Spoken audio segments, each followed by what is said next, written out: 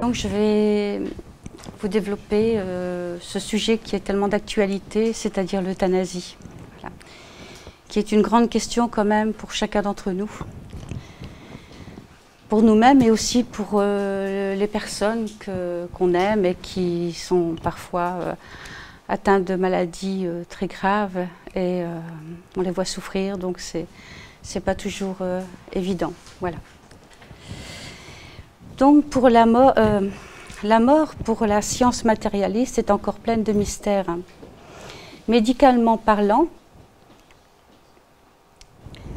elle sait ce qui l'entraîne, elle en connaît les maux, les affections, les accidents qui la déterminent. Elle fait tout pour la retarder ou l'éviter, mais on meurt toujours. Et la mort revêt les mêmes caractéristiques qu'il y a des centaines d'années. Aujourd'hui, bien qu'on ne puisse avoir aucune certitude sur l'échéance de la vie, l'homme et la science veulent contrôler la mort. Le malade ou la personne vieillissante doivent choisir leur fin de vie. Dans la majeure partie du monde, le fait de mettre fin à la vie d'une personne est un homicide. Cependant, dans certains pays européens comme la Belgique, les Pays-Bas et le Luxembourg, ils ont légalisé l'euthanasie active. Parmi ces trois pays, seule la Belgique, depuis le 13 février 2014, a adopté une loi autorisant l'euthanasie pour un mineur en phase terminale. Dans certains autres pays comme la France, l'euthanasie active est interdite. Cependant, l'euthanasie passive, qui permet aux malades de faire le choix d'arrêter tout traitement curatif pouvant parfois aller jusqu'à l'acharnement thérapeutique, a été légalisée. Voyons quelques explications, quelques définitions. En ce qui concerne l'euthanasie active désigne l'acte médical consistant à provoquer intentionnellement la mort d'un patient afin de soulager ses souffrances physiques ou morales, considérées comme insupportables. Elle ne se définit pas par son moyen, puisqu'il peut y avoir euthanasie par une action directe, telle qu'une injection létale, ou simplement par omission de certains gestes relevant des soins fondamentaux, comme par exemple ne pas nourrir le malade ou ne pas lui donner une alimentation artificielle. Donc ce qui caractérise l'euthanasie active, c'est l'intentionnalité, c'est-à-dire de provoquer le décès de la personne. Ensuite, l'euthanasie passive. Il s'agit de la renonciation ou de l'abstention par le patient ou ses proches de la mise en œuvre de mesures de maintien de la vie. Concrètement, il peut s'agir de l'interruption d'un traitement, par exemple le débranchement d'un poumon artificiel, ou le fait de décider de ne pas entreprendre de thérapie agressive susceptible de prolonger l'existence. Donc là, encore une fois, on arriverait dans l'acharnement thérapeutique. L'euthanasie passive n'est pas réglée expressément par la loi, elle est considérée, en France, bien sûr, comme permise. Ensuite, il y a le suicide médicalement assisté, donc, ou si vous préférez l'expression aide au suicide, qui désigne l'acte de fournir un environnement et des moyens nécessaires à une personne pour qu'elle se suicide. C'est le patient lui-même qui déclenche sa mort et non un tiers. Une personne qui veut mourir aujourd'hui par suicide assisté peut très bien aller en Suisse, je crois, ou en Belgique, et voilà, donc elle peut mourir seule si elle le désire. Voilà. Donc c'est vraiment considéré comme un suicide pour moi. Ensuite, il y a l'acharnement thérapeutique ou la dysthanasie, lorsque la médecine ne reconnaît pas ses limites et considère la mort comme un échec. Tout est fait pour retarder la mort, il faut prolonger la vie au maximum. Peu importe la qualité de la fin de vie du patient, la souffrance et la douleur.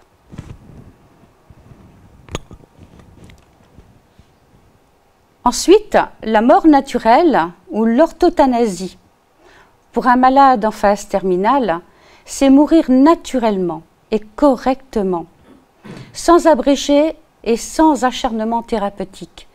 C'est une procédure visant à l'humanisation de la mort.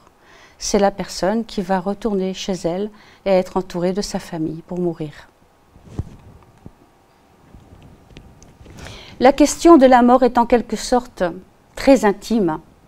Elle nous éclaire sur le pourquoi de la vie et sur ce que nous pensons de notre vie. Pour un être dont la mort est une certitude et qui a la conscience que sa fin de vie est inéluctable et imprévisible, la pensée de la mort, la première pensée de la mort, est d'abord une pensée de vie.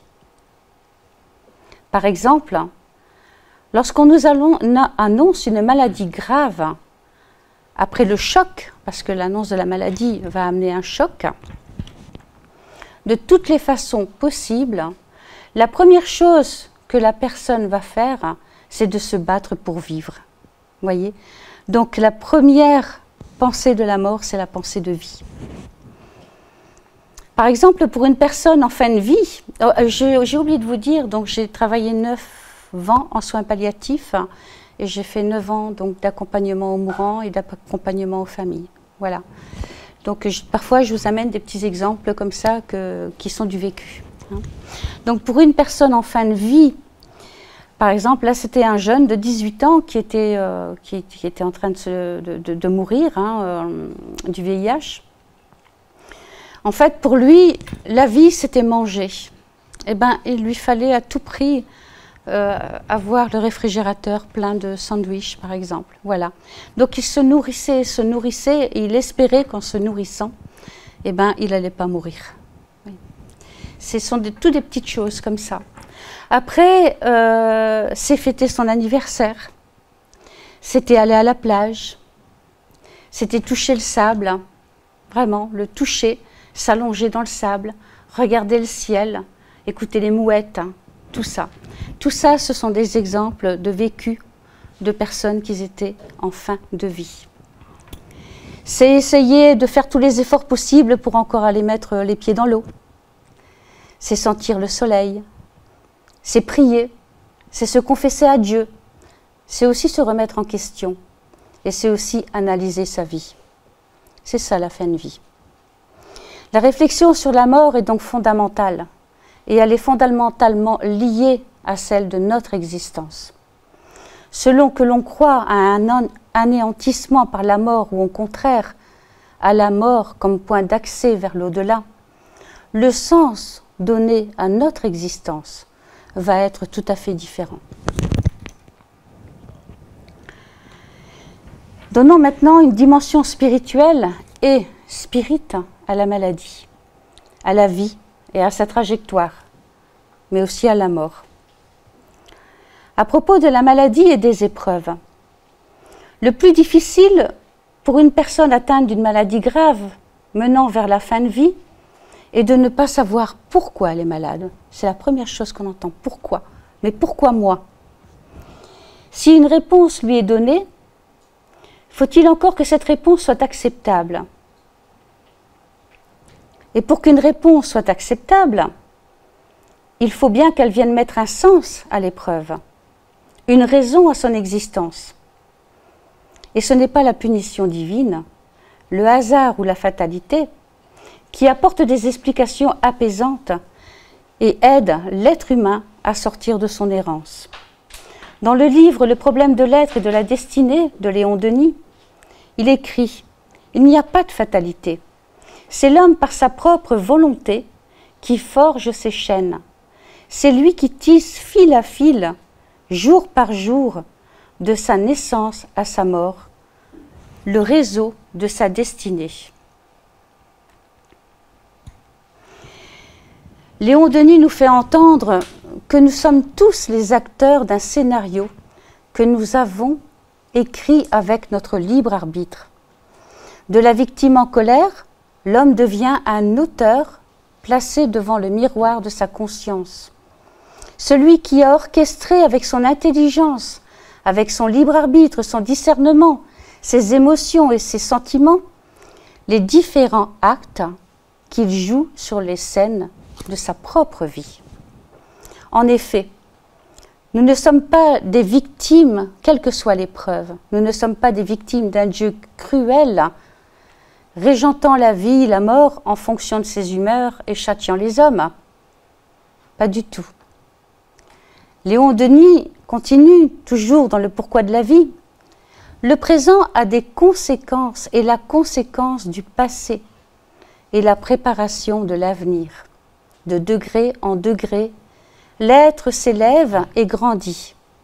Artisan de ses propres destinées, l'âme humaine, libre et responsable, choisit sa route. Pour la philosophie spirite, notre vie est le résultat heureux ou malheureux de nos existences passées.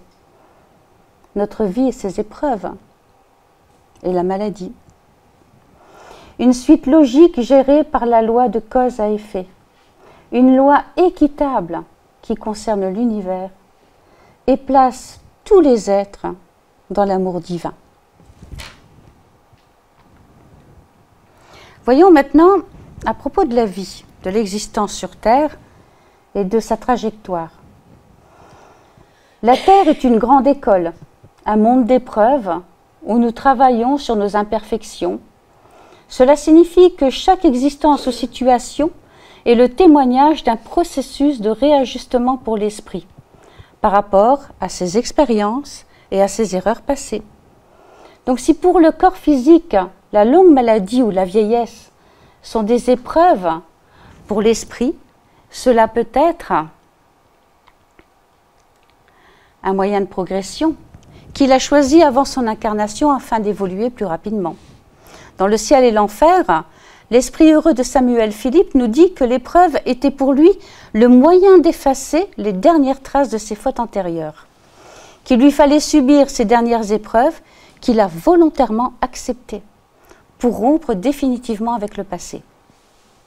Ensuite, c'est un moyen pour achever son épuration. Dans l'Évangile selon le spiritisme,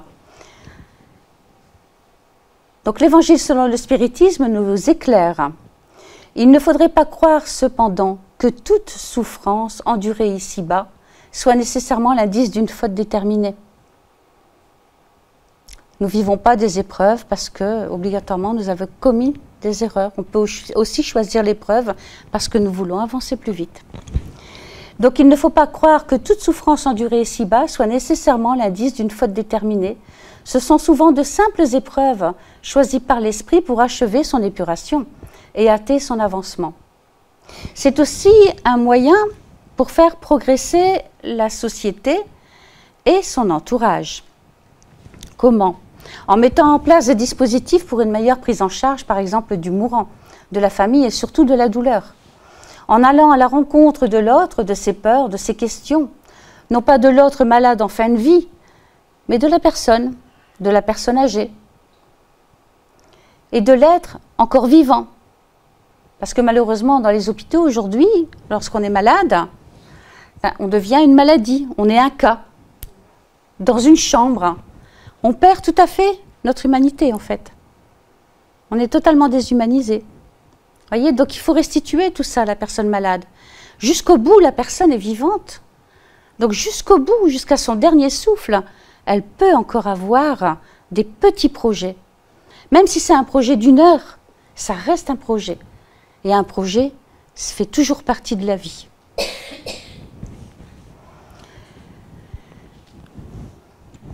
Donc c'est cette personne-là qui réclame intimement tout notre amour et toute notre attention. Dans ce corps en souffrance se trouve un esprit qui lui demande à vivre jusqu'au bout, sans qu'au terme de son existence ne lui soit enlevé le bénéfice d'une vie entière, faite de lutte et d'épreuves, d'amour et de pardon, de dévouement et de sacrifice, de remise en question et de réforme intime. Et c'est aussi un moyen pour la science de développer et de perfectionner des nouveaux traitements pour lutter efficacement et soulager la douleur. Donc si nous partons du principe que la justice divine soit simplement la loi d'amour, nous verrons dans toutes les situations, dans toutes les épreuves, une opportunité de progression. En sachant cela, l'injustice et le venin de la colère disparaîtront de nos cœurs. Voyons maintenant à propos de la mort. Donc pour Elisabeth Kübler-Ross, la mort n'est qu'un passage dans une autre forme de vie, sur une autre fréquence. L'instant de la mort est une expérience unique, belle, libératrice, que l'on vit sans peur ni détresse. Elisabeth Kübler-Ross n'était pas spirite. La philosophie spirite, par contre, elle nous enseigne que la mort d'une personne n'est pas la fin de la vie, mais une étape cruciale dans la vie de l'esprit, qui, libéré de ses chaînes corporelles, quitte la vie matérielle pour rejoindre la vie spirituelle. Cette ultime expérience terrestre, combien de fois ne l'avons-nous pas vécue dans des vies antérieures? Nous sommes de nombreuses fois déjà morts. Nous sommes déjà passés par cette expérience au fil de nos incarnations. Voyons maintenant le spiritisme et l'euthanasie. Donc dans le livre, après la mort de Léon Denis, nous pouvons lire « La connaissance de l'avenir spirituel, l'étude des lois qui président à la désincarnation, est d'une grande importance pour la préparation à la mort. Elles peuvent adoucir nos derniers instants et nous rendre le dégagement facile, en nous permettant de nous reconnaître plus vite dans le monde nouveau qui nous est ouvert. » Ensuite, dans le livre des esprits, item 880, cette question est posée. Quel est le premier de tous les droits naturels de l'homme? La réponse, c'est de vivre. C'est pourquoi nul n'a le droit d'attenter à la vie de son semblable, ni de rien faire qui puisse compromettre son existence corporelle. La réponse est claire. Nous comprenons ici que le spiritisme n'est pas favorable à l'euthanasie. Voyons pourquoi. Premièrement, il y a la loi de causalité. En tenant compte de la loi de causalité, peut-on mettre un terme à ces épreuves? Dans le livre des esprits, les questions ont été posées. Lorsqu'une personne voit devant elle une mort inévitable et terrible, est-elle coupable d'abréger de quelques instants ses souffrances par une mort volontaire? La réponse: on est toujours coupable de ne pas attendre le terme fixé par Dieu. Est-on d'ailleurs bien certain que ce thème soit arrivé malgré les apparences? Et ne peut-on recevoir un secours inespéré au dernier moment? Dans le livre Le ciel et l'enfer d'Alan Kardec, les esprits ajoutent: en principe, l'homme n'a pas le droit de disposer de sa vie, parce qu'elle lui a été donnée en vue des devoirs qu'il devait accomplir sur la terre. C'est pourquoi il ne doit pas l'abréger volontairement, sous aucun prétexte. Mais comme il a son libre arbitre, nul ne peut l'empêcher, mais il en subira toujours les conséquences. Ensuite,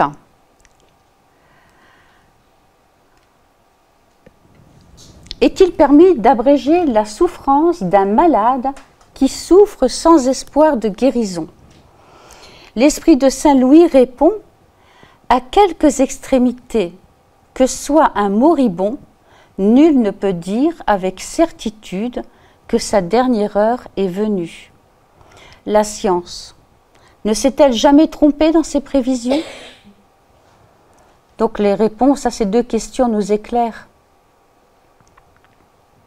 L'acte d'euthanasie, c'est-à-dire de donner ou de se donner consciemment la mort, a des conséquences pour l'esprit immortel qui se désincarne. Celui-ci quitte la souffrance physique pour d'autres souffrances. Je vais vous raconter l'histoire de Denis. Et Denis, c'est une personne que j'ai accompagnée jusqu'au bout. Et le lundi de Pentecôte, on m'appelle parce que Denis était à l'agonie. Et donc Denis était SDF. Et donc je suis restée près de Denis. J'avais pris l'évangile selon le spiritisme Bon, dans un hôpital, on reste discret quand même, hein, mais je lui lisais et je lui parlais mentalement. J'essayais de l'aider. Et Denis n'avait pas réussi, il y avait un énorme conflit dans la famille. Les enfants n'étaient pas venus voir leur père, et donc il en avait souffert beaucoup. Et donc je le rassurais, je lui disais qu'il ne devait pas avoir peur, et je continuais à lire l'Évangile selon le spiritisme, parler à son esprit. Après quelques heures, et Denis m'a répondu « mais j'ai pas peur ». Il était en phase terminale et à l'agonie pour la science. Vous voyez? Et en fait, c'est mon interprétation, c'est mon analyse de ce qui s'est vécu là. Pour moi, enfin, il est décédé 3 jours après. Donc, mais pour moi, ces 3 jours étaient très importants. Parce que la famille, ses enfants ont été appelés. Ces enfants qu'ils n'avaient pas vus depuis des années. Vous voyez? Donc, pour moi, ça a été presque un miracle de la réconciliation, en fait. Vous voyez? Ce qui fait que Denis a pu voir ses enfants, et ses enfants ont pu dire au revoir à leur père. Voilà. Si cette personne avait été euthanasiée, eh ben, l'un et l'autre seraient restés avec une lourde culpabilité et des regrets. Vous voyez? Donc ces 3 jours, j'ai envie de dire, ont été un cadeau du ciel pour cette personne.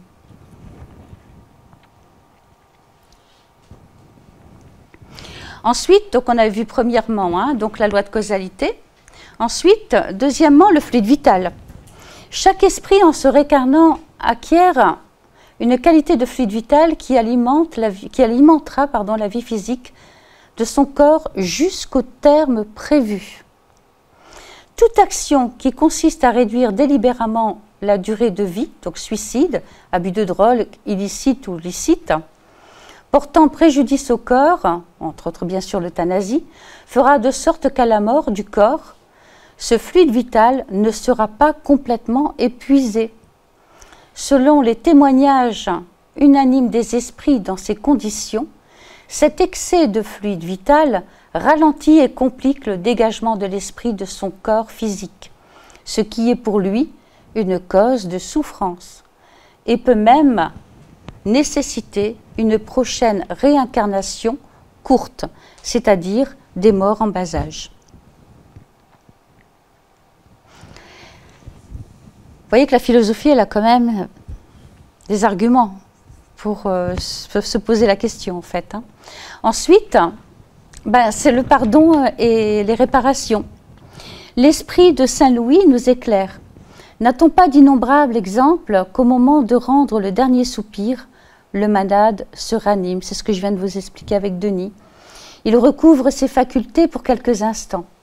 Eh bien, cette heure de grâce qui lui est accordée peut être pour lui de la plus grande importance, car vous ignorez les réflexions qu'a pu faire son esprit dans les convulsions de l'agonie, et quel tourment peut lui être épargné un éclair de repentir. En effet, dans les derniers instants de la vie, il peut y avoir des pardons libérateurs pour l'esprit, des réconciliations, des remises en question. Ces quelques jours, heures ou même minutes enlevées à l'esprit qui se désincarne peuvent être pour lui une source de souffrance dans le monde spirituel, et également le poids d'une lourde culpabilité pour la famille. Quatrièmement, les derniers instants de la vie. Donc là, on voit très bien qu'on ne meurt pas seul. Si vous avez regardé le film Nos Solars, vous voyez bien qu'il y a des équipes spirituelles qui sont là pour assister à la désincarnation. Vous voyez bien qu'il y a les proches qui sont amenés auprès du mourant. Dans Nos Solars, on voit bien que la maman d'André Louis est là pour le soutenir. Dans la mort de Dimas aussi. Donc il y a vraiment cette aide, cette assistance qui est là. Cinquième point, Marie de Henzel, dans son livre « L'amour ultime », écrit « Mourir, c'est le dernier acte de la vie ». Elle continue en disant « Beaucoup confondent mourir et le mourir », c'est-à-dire souffrance est mort. Le mourir est l'étape précédant la mort. Le mourir est un moment intime et unique.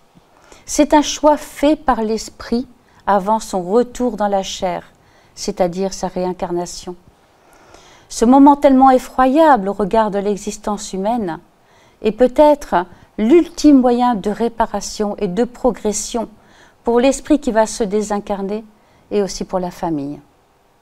Dans cette ultime expérience, l'esprit conclut les apprentissages de son existence terrestre. Autre point très important, c'est la loi. Vous voyez ici une phrase d'Hippocrate. « Je ne remettrai à personne une drogue mortelle si on me la demande, ni ne prendrai l'initiative d'une telle suggestion. » L'euthanasie, qui est un acte volontaire de donner la mort, n'est pas uniquement une transgression de la loi divine. Tu ne tueras point. Elle est une infraction à l'article 221.1 du Code pénal. Le fait de donner volontairement la mort à autrui constitue un meurtre. Il est puni de 30 ans de réclusion criminelle. On va arriver aux dérives. Donc, en ce qui concerne les dérives de l'euthanasie, ça laisse vraiment à...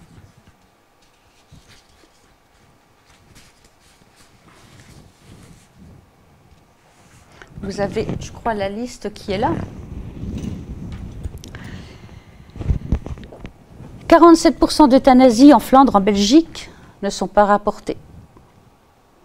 31% d'euthanasie, toujours en Flandre, en Belgique, sont réalisées sans le consentement du patient. Dans 78% de ces cas, la question n'a même pas été abordée avec le patient. Des jumeaux sourds euthanasiés parce qu'ils devenaient aveugles, toujours en Belgique. Des transsexuels euthanasiés parce que son opération avait raté. Une dame euthanasiée parce qu'elle était en dépression, la famille n'a pas été avertie. Une dame euthanasiée parce qu'elle faisait de l'anorexie. Vous voyez comment les dérives, elles sont faciles en fait. Et aussi, bien sûr, l'arrêt d'alimentation et d'hydratation, pratiqué sans l'accord du patient, et toutes les euthanasies clandestines.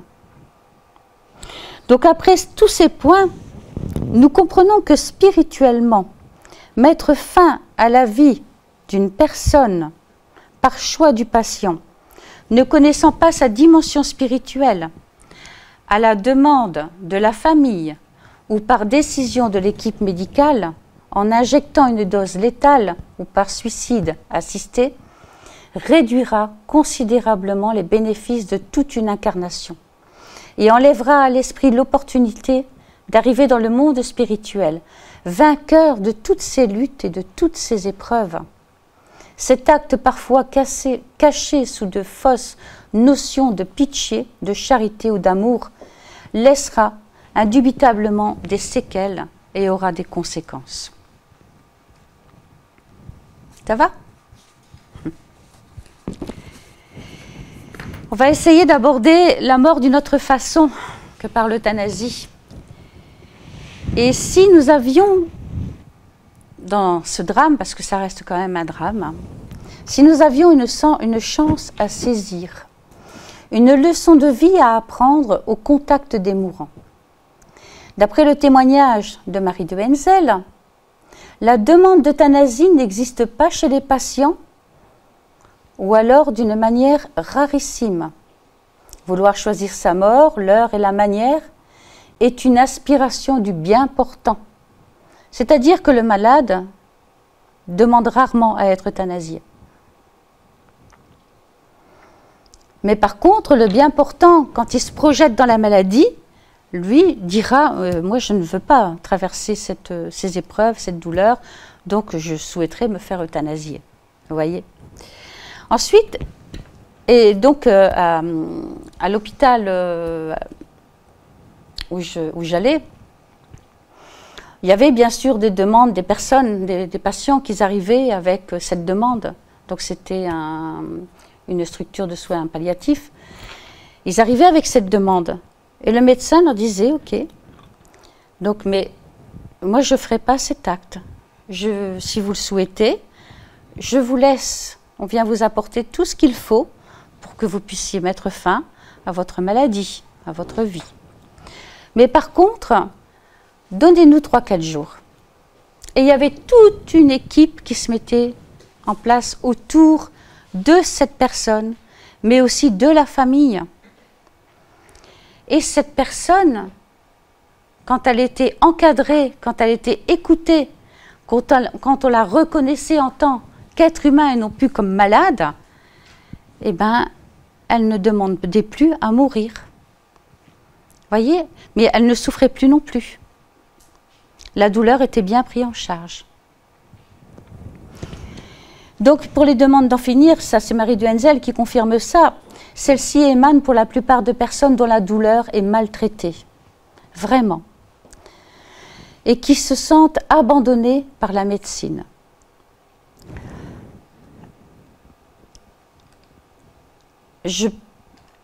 Après, c'est vrai que chaque situation est différente, mais toutes les personnes que j'ai croisées durant toutes ces années, j'ai vu une seule fois une personne souffrir. Même quand c'était le cancer des os, la douleur était bien prise en charge, et ben la personne arrivait encore à prendre des bains, vous voyez, à être le plus longtemps possible avec sa famille. J'ai vu une seule personne sur 10 ans de temps, 9 ou 10 ans de temps. Elle s'éteignait, en fait, ils donnaient suffisamment de morphine, donc ils arrivaient bien à régler les doses de morphine. Et après, ils donnaient bien sûr l'hypnovel, c'est ce qu'on va utiliser aussi dans l'euthanasie. Mais voilà, les doses, elles étaient correctement faites. Donc, ce qui permettait, en fait, l'objectif, si vous voulez, c'était de supprimer la douleur, mais de permettre à cette personne et à la famille de vivre vraiment consciemment le plus longtemps possible et de pouvoir en profiter. Et ça a été des moments extraordinaires parce que, vous savez, on n'est pas vieux quand on meurt, il y a des jeunes qui meurent. Et une fois, il y avait une dame, elle avait 2 petites filles. Et donc, il a fallu tout mettre en œuvre pour que cette maman, en fin de vie, puisse aller passer son dernier anniversaire avec ses enfants. Vous voyez, c'est ça aussi les soins palliatifs. C'est pas juste rester dans la structure, c'est aussi qu'il y a toute cette équipe de professionnels qui vont tout faire pour que vous puissiez vivre encore vos derniers moments le mieux possible, en fait. Voilà. Et donc, elle a passé son anniversaire. Ça a été vraiment un moment très, très beau et inoubliable. Voilà. Parce qu'on apprend beaucoup. On apprend beaucoup sur la vie. En la passant avec des gens qui sont dans les derniers instants de leur vie, les masques tombent.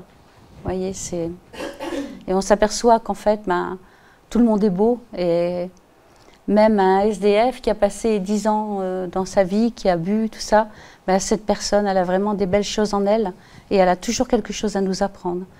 C'est des expériences extraordinaires. Donc, il faut vraiment une bonne prise en charge de la douleur. Toute existence a un terme et ce terme inéluctable fait peur. Il nous met face à nos limites et à notre impuissance. La souffrance, la déchéance, la dépendance ont de tout temps effrayé l'être humain en bonne santé, car la mort de l'autre nous renvoie à notre propre mort, à notre devenir. C'est pour cette raison qu'en général, on préfère écarter ceux qu'on sait en fin de vie, en fait. Pourtant, lorsque les circonstances de la vie nous amènent à partager avec un malade en fin de vie ou une personne âgée ces moments ultimes, alors ce monde effrayant de souffrance, la vieillesse, de la mort taboue, de la mort maquillée ou cachée, parce qu'aujourd'hui c'est ça, la mort maquillée, la mort cachée, créée par une société qui est trop matérialiste, se transforme petit en petit en une chance à saisir en une histoire à continuer de quelques souvenirs, de moments de tendresse. Certes, avec une énorme tristesse de laisser cette personne partir, mais qui se conclut par une merveilleuse leçon de vie et le bonheur d'avoir été jusqu'au bout. Ceux qui ont accompagné les mourants le savent, les échanges en fin de vie sont d'une qualité et d'une intensité très rares, d'une grande richesse pour ceux qui le vivent, tant du côté du malade que du bien portant. Accompagner une personne en fin de vie restaure l'humanité de cette ultime étape qu'est la mort. On arrive aux soins palliatifs et à l'accompagnement surtout. Donc l'esprit bernardin dans l'Évangile selon le spiritisme nous dit « Voyons quels moyens notre Père miséricordieux a mis en mon pouvoir pour adoucir la souffrance de mon frère. Voyons si mes consolations morales, mon appui matériel, mes conseils ne pourront pas l'aider à franchir cette épreuve avec plus de force, de patience et de résignation. » Vous voyez qu'on a quelque chose à faire. Et on a tous en nous les moyens de pouvoir faire une toute petite chose, mais qui sera vraiment un énorme cadeau pour celui qui souffre et qui est seul surtout.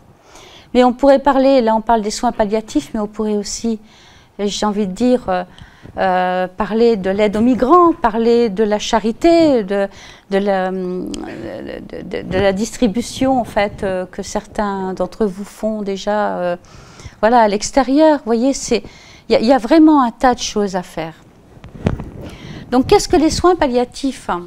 Les soins palliatifs cherchent à améliorer la qualité de vie des patients et de leurs familles face aux conséquences d'une maladie potentiellement mortelle par la prévention et le soulagement de la souffrance, identifier précocement et évaluer avec précision, ainsi que le traitement de la douleur et des autres problèmes physiques, psychologiques et spirituels qui lui sont liés. Soins palliatifs, c'est une prise en charge globale. Et j'ai envie de dire même spirituelle. Toujours à Zuidcote où j'allais, il y avait par exemple, il y avait des musulmans qui étaient là. L'imam pouvait venir faire les prières, les familles pouvaient prier. Que l'on soit catholique, que l'on soit musulman, peu importe. Tout était respecté chez la personne. Voilà. Et tout était mis en œuvre pour qu'elle puisse mourir en fonction de ses croyances aussi. Parce que ça, c'est important. Hein. Donc les soins palliatifs, la mort n'est pas un accident de la vie pour les soins palliatifs. La mort n'est pas un accident de la vie, elle n'est pas un échec. Hein, je vous ai dit tout à l'heure que certains médecins, pour certains médecins, la mort était un échec. Pour les soins palliatifs, non. Elle fait juste partie de la vie. Elle fait partie de notre condition humaine. Les soins palliatifs sont à l'opposé de l'euthanasie.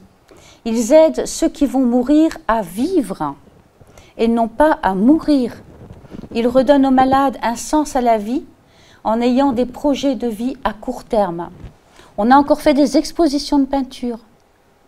La personne est décédée le lendemain, mais elle était dans sa chambre. Elle ne voulait plus faire puisqu'elle était déjà morte pour l'ensemble de la société.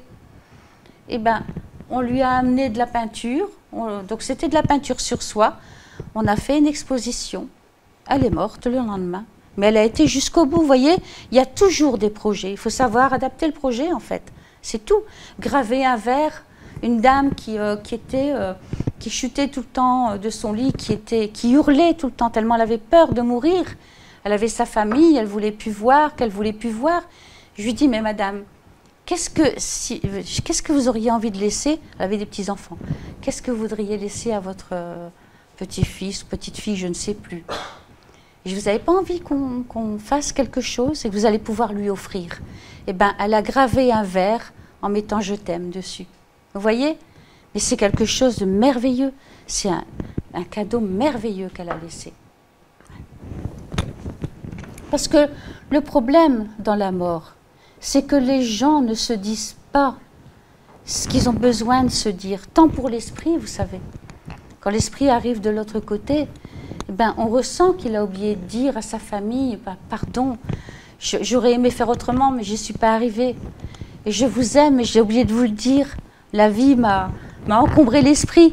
Vous voyez, et tout ça, il ne faut pas partir avec des regrets. Il ne faut pas partir avec des « si j'avais su »,« j'aurais dû ». Non, il faut faire, vraiment faire et essayer de faire. Voilà, c'est très important pour le départ. Donc c'est aussi restaurer l'estime de soi. Hein, c'est pour une femme, continuer à être jolie. Une femme a besoin d'entendre qu'elle est belle, même si elle est dans un lit, même si elle n'a plus de cheveux. Ça reste une belle personne. Une femme ou un homme, c'est autre chose qu'un crâne chauve. Vous comprenez? C'est aussi un regard, c'est aussi de la tendresse, c'est tout ça. Et en fin de vie, ça reste, toutes ces choses-là restent. Voilà, c'est un sourire. Voilà, c'est le côté humain qu'il faut retrouver. Donc les soins palliatifs restaurent l'estime de soi et le droit d'être reconnu vivant jusqu'au bout. Car l'heure de la mort n'appartient ni aux malades, ni à la famille, ni aux médecins. Pour que chaque être humain soit reconnu et aidé à vivre jusqu'à son dernier souffle et que son autonomie soit reconnue, l'heure de la mort n'est pas prolongée par des soins curatifs déraisonnables. Ici, vous avez un petit film, donc c'est une présentation, j'espère que ça va marcher. Voilà, ça marche.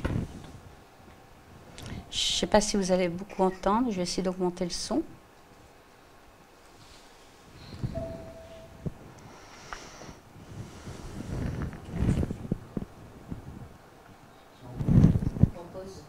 J'ai mis en pause ?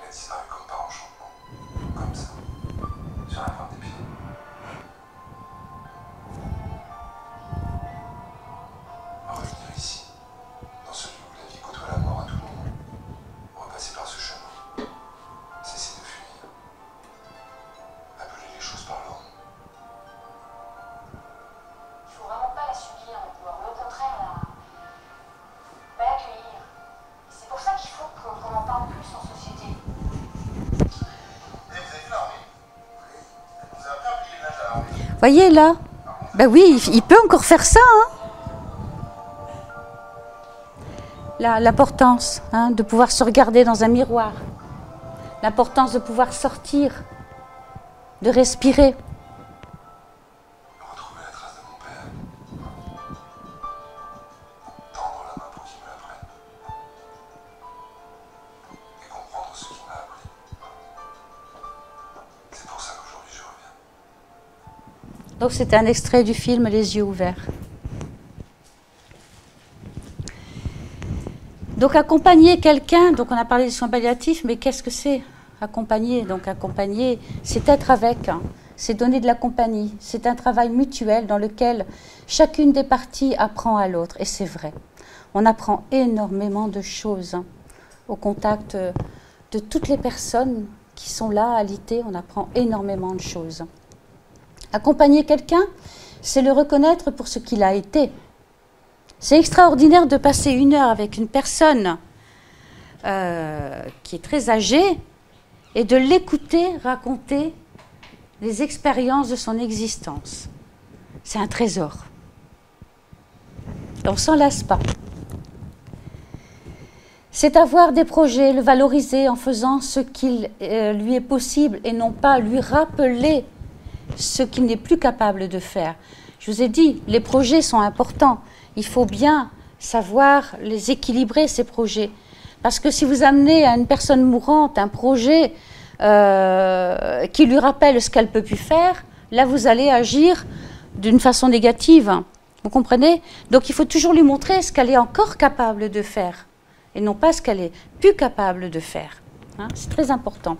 C'est entendre sa souffrance et dans ses angoisses de la mort et de les reconnaître aussi. Ensuite, j'ai envie de dire que le bénévole, celui qui va travailler en soins palliatifs, il ne doit pas avoir peur non plus de pleurer, de s'effondrer parfois. Parce que des fois, il y a des situations qui sont extrêmement difficiles, parce qu'il y a toujours une séparation. Hein. Je vous ai dit, on meurt pas vieux. Hein. Il y a des jeunes, des enfants qui meurent. Hein. Et la séparation est extrêmement difficile. Donc même pour le bénévole, parce qu'on crée des liens avec cette personne, on crée des liens avec cette famille. Et ces liens sont très forts, parce qu'il n'y a pas de masque à ce moment-là. L'être est là, il se présente à nous, j'ai envie de dire tout nu, quoi. Il n'a plus rien à cacher, puisque sa vie, elle est finie. Et donc, il ne faut pas avoir peur de pleurer. Il ne faut pas avoir peur, parfois, de se sauver non plus, parce qu'on ne se sent pas à la hauteur. Mais le malade, il court derrière vous, hein. Il vous récupère là où vous allez. C'est assez... Mais voilà, et il faut simplement se prendre dans les bras et puis accepter que ça soit difficile. Voilà, tout simplement. Hein. Donc, c'est répondre à ses besoins, c'est respecter et prendre soin de son image. C'est une prise en charge de la douleur. Le malade menacé dans sa vie est confronté à une souffrance globale où se mêlent plusieurs composants étroitement imbriqués l'une sur l'autre. La souffrance physique, la souffrance psychologique et la souffrance spirituelle. Donc, du point de vue spirit, quelles recommandations pourrions-nous donner, si vous voulez? Après, comme je vous l'ai dit, chacun a son libre arbitre. Hein, quand on est convaincu par rapport à la vie, à la réincarnation, à la loi de cause à effet, eh ben, c'est de refuser l'acte d'euthanasie. Quand on est au courant que cet acte puisse être donné. La dystasie doit être évitée aussi. Il faut proposer au malade une mort beaucoup plus digne, lorsque cela est possible, bien sûr, dans son environnement familial. L'équipe va se déplacer, hein. L'équipe médicale va se déplacer, les bénévoles vont se déplacer. Hein. On veut dire le malade est roi. Voilà. C'est proposer un accompagnement aussi aux proches. Ne plus considérer la mort comme un ennemi à combattre, mais comme un processus d'évolution de l'être pour l'esprit. C'est ouvrir plus de véritables centres de soins palliatifs, parce qu'il y a centres de soins palliatifs et ceux qui se disent centres de soins palliatifs, mais qui vont, par exemple, ne pas alimenter une personne. Hein. Avec des médecins formés à la prise en charge de la douleur, renforcer des équipes médicales, formés pour offrir une prise en charge globale de qualité à celui qui quitte la vie. Jusqu'à son dernier souffle, nous parlons d'un être vivant. Priez pour le malade. Priez pour le malade. Et pour ceux qui le prennent en soin. Pour la famille aussi. Utilisez les antalgiques et les sédatifs dans le seul objectif de soulager la douleur et d'amener un confort au malade, et sans avoir l'intention de donner la mort. Parce que avec la sédation, l'esprit reste dans un certain état de confusion. Voilà. Alors, avoir la foi et être ferme avec ses croyances et sa position, ne pas se laisser influencer. Dans la formation des médecins, parler de la vie après la mort, de l'existence de l'âme. Il n'y a pas de cours pour les médecins. On ne parle pas de ça aujourd'hui. On commence à parler de la conscience et tout ça. Charles en a parlé, comme quoi Mario Beauregard et d'autres disaient que la conscience était extérieure. Ce n'était pas l'organe, en fait, hein, qui était l'intelligence, mais qui était bien extérieure. Mais on ne va pas parler de ça. Dans les cours médicaux, on ne va pas parler de ça. On ne parlera pas de ces choses-là. Donc, former les médecins et former aussi donc, les aides-soignantes, les infirmières, les infirmiers, enfin vraiment tout le personnel hospitalier. Et lorsque l'homme prendra conscience dans toute sa magnitude le phénomène de la mort et le conséquent réveil de l'esprit, il pourra contribuer efficacement au détachement des moribonds et de leur lit de mort. En conclusion, Dieu ne fait la part ni plus large ni plus facile aux uns qu'aux autres, parce que tous sont ses enfants et qu'étant juste, il n'a de préférence pour aucun d'eux. Il leur dit, voici la loi qui doit être votre règle de conduite. Elle seule peut vous mener au but. tout ce qui est conforme à cette loi est le bien. Tout ce qui est contraire est le mal. Vous êtes libre de l'observer ou de l'enfreindre. Et vous serez ainsi les arbitres de votre propre sort. Pour pouvoir vivre notre mort personnelle, nous devons nous réconcilier avec elle et nous réconcilier avec nos morts. Il y a énormément de familles, de proches qui restent dans la culpabilité. La mort de nos proches, des autres, doit nous faire penser à notre propre vie, doit nous faire réfléchir sur notre vie, à ce que l'on en a fait. Elle nous offre un temps d'arrêt important pour notre évolution.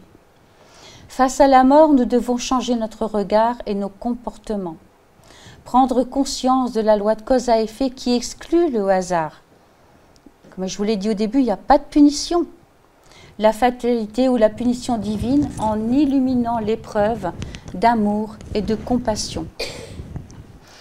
Toute l'histoire de la vie d'un être qui arrive au terme de son existence est le témoignage d'un esprit qui a accepté sa croissance spirituelle. Que peut-il nous demander pour cette ultime expérience? Peut-être de l'autoriser à vivre jusqu'au bout dans la paix, dans l'affection et dans l'amour, de trouver la force de l'accompagner jusqu'au bout et de tout mettre en œuvre pour qu'il ne puisse perdre le bénéfice de son incarnation. Nous sommes des êtres spirituels, mais aussi nous sommes des êtres humains. Nous sommes tous sur le chemin du spiritisme. Pour moi, nous ne sommes pas spirites. C'est compliqué d'être spirit. Mais être spirit, être sur ce chemin, c'est aussi savoir garder son humanité. C'est se dire que malgré notre croyance, la mort reste quelque chose de difficile. Être spirit, c'est accepter que le chagrin soit normal, que les larmes sont nécessaires et que le deuil prend du temps. C'est s'autoriser avec compassion et humilité à vivre notre douleur dans nos émotions, mais aussi dans le temps. C'est aussi accepter d'être démunis devant la peine de l'autre. Malgré tout cela, faire de notre mieux pour lui offrir notre présence et notre écoute. C'est ça, être spirit. Voilà. Je vous remercie.